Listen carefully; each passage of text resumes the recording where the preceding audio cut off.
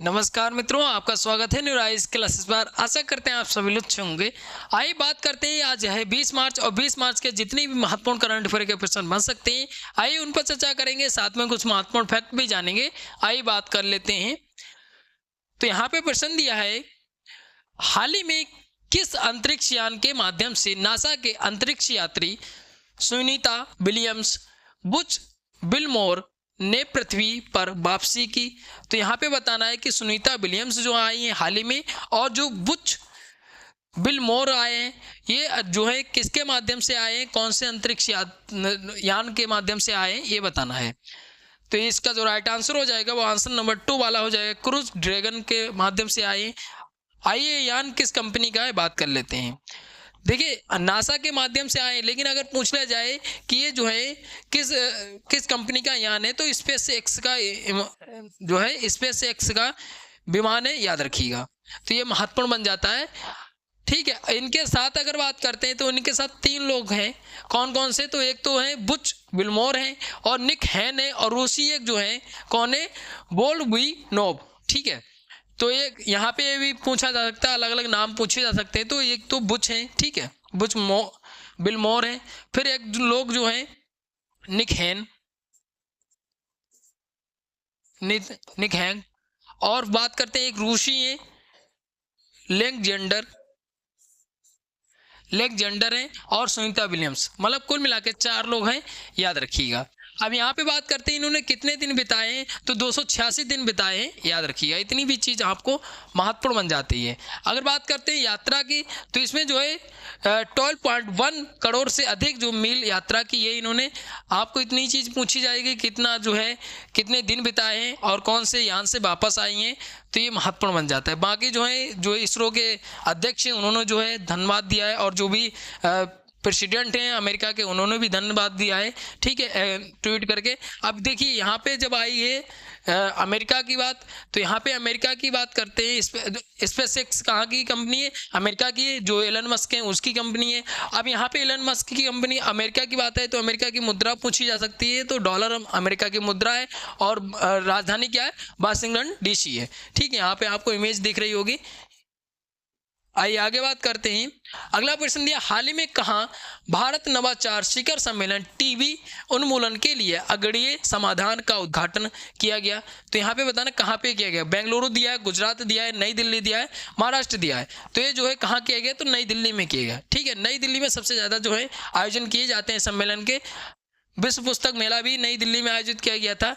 ठीक है, तो यहाँ पे अगर बात करते हैं तो इस पर कुछ चर्चा कर लेते हैं। तो यहाँ पे बात करते हैं, केंद्रीय स्वास्थ्य परिवार कल्याण मंत्री राज्य मंत्री हैं, ठीक है, श्रीमती अनुप्रिया पटेल, इन्होंने उद्घाटन किया कहाँ पे? तो नई दिल्ली के भारत मंडपम कन्वेंशन सेंटर में उद्घाटन किया गया। आप देखिए स्थान भी पूछा जा सकता है, कहाँ पे नई दिल्ली में किया गया, किसने उद्घाटन किया, ये भी महत्वपूर्ण बन जाता है। ठीक है, अब दूसरी बात ये महत्वपूर्ण हो जाती है, इसका आयोजन किसके द्वारा किया गया?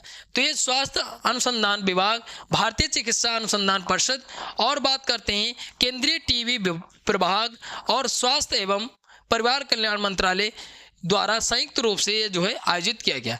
तो ये भी महत्वपूर्ण बन जाता है कि किसके द्वारा आयोजित किया गया। देखिए 3 पॉइंट, किसने उद्घाटन किया, कहाँ पे उद्घाटन किया गया, और जो है किसके द्वारा आयोजित किया गया, ये महत्वपूर्ण बन जाता है। उसके अलावा बात करते हैं शिखर सम्मेलन का उद्देश्य क्या है, तो टीबी उन्मूलन की दिशा में जो है भारत की प्रगति। अब यहाँ पे बताया गया कि 2015 से जो है टीबी के जो केस आए वो काफ़ी हद तक जो है कम हुए हैं, तो इसलिए जो है सम्मेलन का आयोजन किया गया। आपको ये याद रखना है कि किसने उद्घाटन किया और कहाँ पे किया गया और किसके द्वारा। ये ऐसे प्रश्न देखिए प्रश्न में दिया जाएगा और पूछ लिया जाएगा कि किसका आयोजन जो है कहाँ पे किया गया था, ये पूछा जाएगा।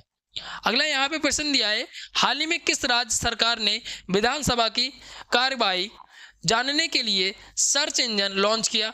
तो यहाँ पे बताना किसने लॉन्च किया। तो हरियाणा दिया, पंजाब दिया, राजस्थान दिया है, और महाराष्ट्र दिया है। तो ये जो है पंजाब ने किया है। ठीक है, ऑप्शन नंबर 2 वाला सही हो जाएगा, ऑप्शन नंबर 2 वाला सही हो जाएगा। अभी हाल ही में जो है जो चुनाव आयोग है, चुनाव आयोग ने क्या किया है, तो चुनाव आयोग ने क्या किया है, तो चुनाव आयोग ने एक ऐसा सॉफ्टवेयर तैयार किया है, जो भी फर्जी वोट डालेगा या जो भी फर्जी वोट है वो पता चल जाएगा, ठीक है। तो चुनाव आयोग ने एक ऐसा सॉफ्टवेयर जो है जारी किया है। अब यहाँ पे देखिए, जितनी भी विधानसभाएं के चुनाव होते हैं या राष्ट्रपति और प्रधानमंत्री के जो भी चुनाव होते हैं, उसकी मतदाता सूची कौन तैयार करता है? चुनाव आयोग तैयार करता है। ये प्रश्न काफ़ी बार परीक्षाओं में पूछा जाता है, तो याद रखिए। चुनाव आयोग का उल्लेख भारतीय संविधान में अनुच्छेद 324 में मिलता है, ठीक है। आइए आगे बात करते हैं। अगला यहाँ पे प्रश्न दिया, हाल ही में द्विपक्षीय नौसैनिक अभ्यास वरुण 2025 का संस्करण आयोजित हुआ है। तो यहाँ पे बताना है वरुण 2025 का संस्करण पूछा है, कौन सा है। यहाँ पे 22वां दिया है, 23वां दिया है, 24वां और 25वां। तो ये जो है 23वां आयोजित का कौन सा हुआ है? तो 23वां आयोजित हुआ है, ठीक है, 23वां आयोजित हुआ है। आइए थोड़ा सा और चर्चा करते हैं इसके बारे में। तो यहाँ पे बात करते हैं, तो ये जो है भारत और फ्रांस के बीच होता है। पहला प्रश्न ये पूछा जाएगा कि वरुण 2025 जो है किसके किसके बीच हुआ? भारत और फ्रांस के बीच हुआ है। और बात करते हैं कौन सा संस्करण? तो 23वां संस्करण। कब से कब तक? तो जो है 19 से 22 मार्च तक चलेगा, ठीक है। और बात करते हैं, इसकी शुरुआत जो है 2001 में होती है, 2001 में शुरुआत होती है। बाकी जो है मालदीव के साथ एक्वेरियन जो है भारत का युद्ध अभ्यास हुआ है। उसके बाद जो है धर्म गार्जियन, ठीक है, धर्म गार्जियन किसके साथ हुआ है? ये भी प्रश्न पूछा जाता है। तो धर्म गार्जियन की जब बात आती है तो आपको ये एक चीज याद रखनी है, ये धर्म गार्जियन जो है किसके किसके बीच? तो भारत और जो है भारत और जापान के बीच, ठीक है, भारत और जापान के बीच। और बात करते हैं खंजर। खंजर जो है खंजर 7, ठीक है, ये किसके किसके बीच हुआ है? तो ये जो है भारत और किर्गिस्तान के बीच हुआ है, ठीक, भारत और किर्गिस्तान के बीच हुआ है। ये भी महत्वपूर्ण प्रश्न बन जाता है, ये पूछा जरूर जाएगा, तो याद रखिएगा।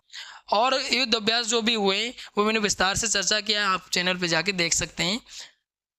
आइए आगे प्रश्न की बात करते हैं। अगला यहाँ पे प्रश्न दिया, हाल ही में हरियाणा ने किसको हराकर राष्ट्रीय महिला हॉकी चैंपियनशिप जीती है? ठीक है, राष्ट्रीय महिला हॉकी चैंपियनशिप जीती है, किसको हराकर? किसने? हरियाणा ने, ठीक है। यहाँ पे मध्य प्रदेश दिया, उड़ीसा दिया है, मणिपुर दिया है और महाराष्ट्र दिया है। तो ये जो है मणिपुर को ऑप्शन नंबर 3 वाला सही हो जाएगा। आइए न्यूज़ कहाँ से प्राप्त होती है बात कर लेते हैं इस न्यूज़ की। इस न्यूज़ की बात करें तो रांची से 18 मार्च में न्यूज़ प्राप्त होती है, ठीक है। अगर बात करते हैं हरियाणा ने मणिपुर को हराया है, वहीं अगर बात करें उड़ीसा ने बंगाल को हराया है और मध्य प्रदेश ने जो है महाराष्ट्र को हराकर जो है क्या जीता है? तो महिला हॉकी चैंपियनशिप जीती है, याद रखिएगा। तो इतनी चीज़ें आपको याद रखना है। और इसकी कप्तान अगर बात करते हैं सोनिया कुमरे कप्तान नहीं है। अगला प्रश्न है, हाल ही में जारी centre for sciences and environment report के अनुसार देश में सबसे प्रदूषित महानगर कौन सा है? तो यहाँ पे बताना है, इसको शॉर्ट में CSE के रिपोर्ट जारी की जाती है प्रदूषित वाली। तो उसमें जो है सबसे प्रदूषित देश में कौन सा महानगर है यहाँ पे बताना है। तो यहाँ पे बेंगलुरु दिया है, दिल्ली दिया है, मुंबई दिया है, चेन्नई दिया है। तो ये जो है दिल्ली सबसे प्रदूषित है, ठीक है। ये न्यूज़ कहाँ से प्राप्त होती है? न्यूज़ बात करते हैं तो नई दिल्ली से न्यूज़ प्राप्त होती है, ठीक है। अगला प्रश्न दिया है, हाल ही में डच कंपनियों से किसने कहा कि पाकिस्तान को हथियार देना बंद करो? तो यहाँ पे बताना डच कंपनियों से कहा गया है कि पाकिस्तान को हथियार देना बंद करो, ये किसने कहा? तो यहाँ पे ऑप्शन दिया नरेंद्र मोदी, अमित शाह, CDS अनिल चौहान और राजनाथ सिंह। तो ये जो कहा गया है वो राजनाथ सिंह के द्वारा कहा गया। ऑप्शन नंबर 4 वाला सही हो जाएगा, ऑप्शन नंबर 4 वाला सही हो जाएगा। आइए ये न्यूज़ कहाँ से प्राप्त होती बात कर लेते हैं। इस न्यूज़ की अगर बात करें नई दिल्ली से न्यूज़ प्राप्त होती है। और ये जो है बात करते हैं नीदरलैंड के, ठीक है, नीदरलैंड के रक्षा मंत्री कौन है? नीदरलैंड के रक्षा मंत्री तो ये रूबेन ब्रिकेलमेन्स। तो इनसे कहा गया है कि आपको पाकिस्तान को हथियार नहीं देने हैं। और ये किसने कहा है? तो अपने जो रक्षा मंत्री हैं राजनाथ सिंह, इन्होंने कहा है, ठीक है। आपको इतनी चीज़ याद रखनी है। आइए आगे बात करते हैं। अगला यहाँ पे प्रश्न है, हाल ही में चर्चा में चुनाव आयोग का उल्लेख भारतीय संविधान में किस अनुच्छेद में मिलता है? तो यहाँ पे बताना है कि चुनाव आयोग का उल्लेख भारतीय संविधान में, ये चर्चा में अभी बात करेंगे क्यों चर्चा में आया है। तो इसका उल्लेख मिलता है अनुच्छेद 324 में। किस में मिलता है? अनुच्छेद 324 में मिलता है। आइए बात करते हैं न्यूज़ कहाँ से प्राप्त होती है। इस न्यूज़ की बात करें तो जो है कोलकाता से न्यूज़ प्राप्त होती है। यहाँ पे बताया गया कि चुनाव आयोग जो है उसने एक सॉफ्टवेयर तैयार किया है फर्जी वोटों को पता लगाने के लिए, ठीक है, इसलिए चर्चा में आए। आइए बात करते हैं, तो यहाँ पे बात करते हैं चुनाव आयोग का उल्लेख अनुच्छेद 324 में मिलता है। अगर बात करते हैं जब चुनाव आयोग की बात आती है तो आपको जो है मुख्य चुनाव आयुक्त तो पूछे जा सकते हैं, ठीक है, मुख्य चुनाव आयुक्त तो पूछे जा सकते हैं। तो ज्ञानेश कुमार जी हाल ही में बने और इन्होंने स्थान किसका लिया, तो स्थान लिया है राजीव कुमार जी का स्थान लिया। फिर उसके बाद जो है दो चुनाव आयुक्त होते हैं, एक मुख्य चुनाव आयुक्त होता है, दो चुनाव आयुक्त होते हैं। कौन कौन बने, विवेक जोशी, ठीक है, विवेक जोशी, और दूसरे जो कौन है तो सुखबीर सिंह संधू, ठीक है, सुखबीर सिंह संधू हैं, ठीक है। ये 3 सदस्यीय समिति होती है। इसकी अध्यक्षता कौन करता है, तो इसकी जो है प्रधानमंत्री की अध्यक्षता में गठित की जाती है। और जो है नियुक्ति कौन करता है, तो नियुक्ति करता है प्रेसिडेंट, ठीक है। अब यहाँ पे दूसरी चीज़ ये है, यहाँ पे जो अनुच्छेद दिए हैं तो इसमें पिछड़ा वर्ग आयोग की बात की गई अनुच्छेद 340 में। अनुच्छेद 352 में बात करते हैं तो इसमें जो है राष्ट्रीय आपातकाल की बात की गई है, ठीक है। राष्ट्रीय आपातकाल की बात जो है अनुच्छेद 352 में की गई है। किसमें की गई, राष्ट्रीय आपातकाल की बात जो है, राष्ट्रीय आपातकाल की बात जो है किसमें की गई है, तो अनुच्छेद 352 में की गई। अगर बात करते हैं 315 में, तो 315 में जो है किसकी बात की गई, तो जो है लोक सेवा आयोग की बात की गई है, ठीक है, राज्य लोक सेवा आयोग की बात की गई है अनुच्छेद 315 में, ठीक है।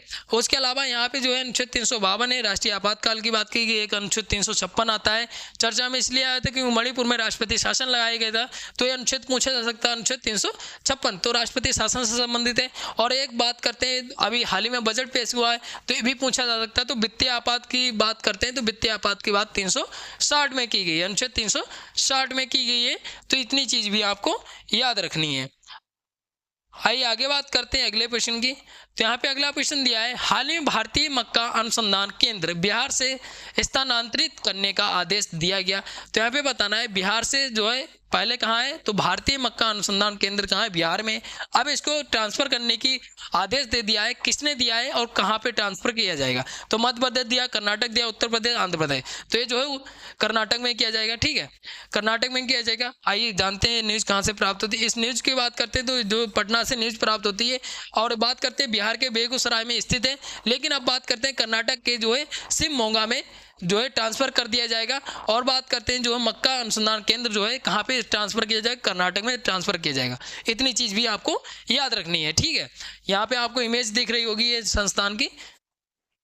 आइए जान लेते हैं यहाँ पे कुछ केंद्र दिए हैं। भाभा परमाणु अनुसंधान केंद्र मुंबई में स्थित है। भारतीय अंतरिक्ष अनुसंधान संगठन जो है इसरो, जिसको शॉर्ट में बोलते हैं, और बेंगलुरु में स्थित है। इसकी स्थापना 1969 में होती है।